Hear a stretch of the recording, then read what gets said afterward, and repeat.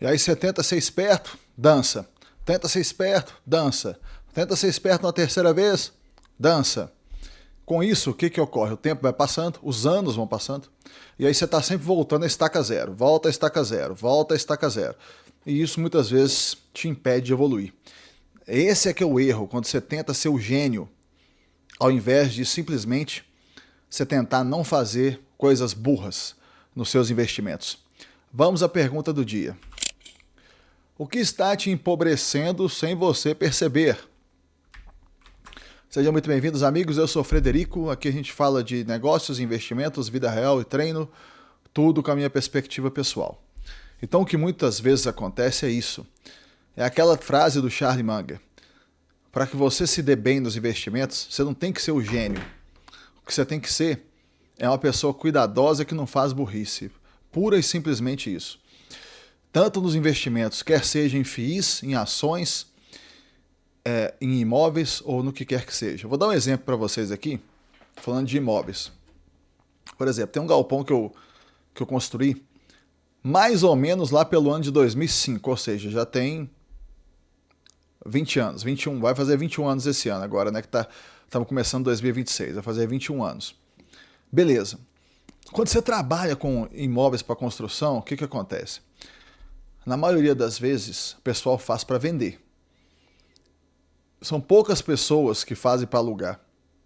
Porque você construir para alugar é uma coisa meio que híbrida, sabe? É um misto de negócio com investimento. Muitas vezes a pessoa que busca o aluguel como investimento, ela não constrói, ela compra pronto. No meu caso, eu fiz dessa forma, sabe? Eu fui construindo para alugar. Eu vendia se aparecia a oportunidade da venda. Mas no primeiro momento ele não era feito para venda. E olha só, parece que é muito óbvio você fazer para venda, que é um negócio muitíssimo inteligente você fazer para venda. Suponha que você pegou um imóvel que você construiu, um galpão, por exemplo, ou uma loja comercial, e você gastou, por exemplo, 100 mil reais para construir, fazer essa construção. E se você for vender, você vai vender, por exemplo, por 200. Se você for alugar, você vai alugar por 2 mil. Então, parece que é muito ruim o aluguel. Realmente parece. Porém, nem sempre. Deixa eu colocar algumas questões aqui para vocês. Vejam bem. Se você já parte para a venda de cara, você tem que ser muito metódico. Você tem que ser extremamente metódico. Você tem que ter algumas regras claras de como é que você vai fazer. Principalmente se você conseguir fazer a venda depois da venda, sabe? O que você vai fazer depois da venda? Porque senão, você pode simplesmente ficar trocando cebola e não progredir. Então deixa eu dar um exemplo desse galpão que eu fiz lá em 2005 para vocês. Mais ou menos do ano de 2005. Ou seja, ele está lá já tem mais de 20 anos. Nesse período de 20 anos, passaram lá pelo imóvel umas 4 pessoas só. O trabalho que ele deu de manutenção, todos esses anos, foi quase zero. Já deu algum trabalho, sim, mas se você dilui esse trabalho por 20 anos, foi quase zero. E o galpão está lá, você faz a construção bem feita, a construção ela dura muito tempo. Então ele está lá, está tranquilo. Então nunca foi vendido, ainda é meu até hoje. O que acontece? Eu não consigo responder para vocês a pergunta o que teria sido melhor. Se teria sido melhor eu ter feito a venda lá atrás, ou se teria sido melhor eu fazer o que eu fiz, que foi manter o imóvel até hoje e ter recebido os aluguéis durante todo esse período.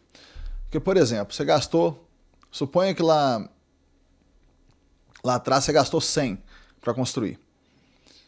E você poderia ter vendido por 200. Parece um negócio muito inteligente. Pô, você vai vender por 200, vai dobrar seu capital. Mas o que você vai fazer na hora que você fizer a venda por 200? Você entende? O que você vai fazer? Muitas vezes nessas vendas entram outros imóveis, aí entra um sítio que você não consegue vender mais nunca. Entra às vezes uma cobertura, sabe, que parece que é uma coisa maravilhosa, porém nem sempre. Entra um apartamento, às vezes numa área da cidade que é mais difícil você vender, você pode ficar amarrado com ele. Ao passo que se o imóvel que você construiu foi o imóvel que ele é desejável para aluguel, você vai ganhar na valorização dele e você ainda vai ganhar no valor dos aluguéis. Então, por exemplo, esse particular que eu estou falando aqui, esse exemplo aqui particular, ao longo desses 20 anos, o valor dele multiplicou no mínimo 15 vezes, sabe? Ou seja, aqueles 100 lá atrás viraram pelo menos 1.500 hoje, sabe? Pelo menos. E durante esse período todo, eu ainda recebi os aluguéis. E ainda tem mais uma coisa ainda, que as pessoas geralmente não consideram, que é o seguinte: o imóvel, você tem ele, você tem aquele valor em dinheiro, que ele está na forma de um imóvel. Ou seja, você tem aquele bem. Se você vender, você resgata tudo que você gastou ali e mais ainda um valor ainda acima. Então, muitas vezes, quando você não vende, o que você está fazendo? Você está, muitas vezes, se protegendo de você mesmo, de cometer alguma burrice que você poderia cometer.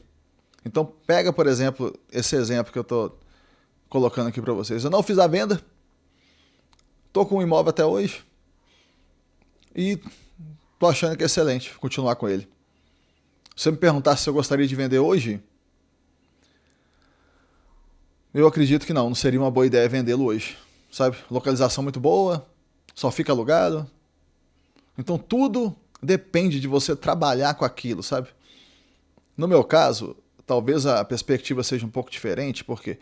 Porque eu acabei fazendo disso a minha profissão. Então, como virou a minha profissão, de certa forma eu me tornei especialista nisso, né? Então, digamos assim, que eu já aprendi bem como avaliar, como buscar os melhores lotes, fazer uma construção inteligente, num valor inteligente e que vai dar um bom retorno. Então, tudo isso você tem que levar em consideração. E eu não indico para ninguém entrar nessa questão dos imóveis de forma assim irresponsável, sabe?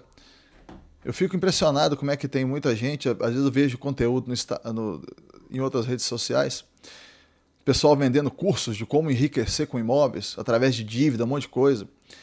A minha visão é que se trata de conteúdos extremamente irresponsáveis. E a prova disso se é tão bom assim, se é tão fácil enriquecer dessa forma, por que aquela pessoa está vendendo curso, ao invés de enriquecer daquela forma? Sabe? Ela poderia simplesmente utilizar aquele conhecimento que é tão maravilhoso, tão único, para ela mesma. Por exemplo, o conhecimento que eu tenho de imóveis, né? Que é um conhecimento que eu adquiri a duras penas, através de muitos anos, tudo mais de 20 anos trabalhando com isso e tal. Eu considero que é um conhecimento ótimo, porém não considero que é nada fácil de fazer. Pelo contrário, é bem difícil de fazer. Depende de um monte de coisa. E, então, assim, eu não acredito que eu conseguiria, por exemplo, fazer um curso para ensinar as pessoas a fazerem isso. Envolve muitos riscos, sabe? Você não está lá na pele da pessoa para gerenciar todo o risco com ela. Então, a gente tem que ser muito cuidadoso nisso, sabe? Principalmente quando você coloca conteúdo online. Porém, eu entendo que as pessoas podem ser muito gananciosas e que a venda de cursos é uma fonte de renda que se beneficia da ganância humana, sabe? O mito da riqueza fácil. Então, para responder a pergunta aqui para vocês, a nossa pergunta lá do dia, qual que é o erro que está te empobrecendo, é justamente essa questão do mito da riqueza fácil. Você busca uma taxa de juros alta no CDB de banco pequeno. Você quer comprar um imóvel sem documento, porque está num preço barato. É a mesma coisa no final das contas. Você está sendo ganancioso e está tentando buscar uma coisa que não deveria ser a coisa que você deveria buscar. Ao passo que, se você tomar atitudes responsáveis ao longo de anos, o que vai acontecendo é que vai ocorrendo um empilhamento dos valores, vai ocorrendo um empilhamento e você vai ficando cada vez melhor. Essa questão dos imóveis, que muitas vezes por muitos é considerado como um investimento antiquado, um investimento que não é tão inteligente quanto você investir na bolsa, em FIIs ou em ações de dividendos, ou em ETFs, por exemplo, na verdade, no meu caso, está se provando um investimento muito inteligente, porque me protegeu de mim mesmo na maioria das vezes, e me manteve dos trilhos, sabe? Para futuro, eu posso considerar migrar, por exemplo, para ETFs, quando eu estiver mais velho, que se precisar, que eu não vou querer, por exemplo, gerenciar a manutenção de algum imóvel que seja necessário? Sim, pode ser uma estratégia inteligente fazer isso. E eu poderia fazer isso, sim.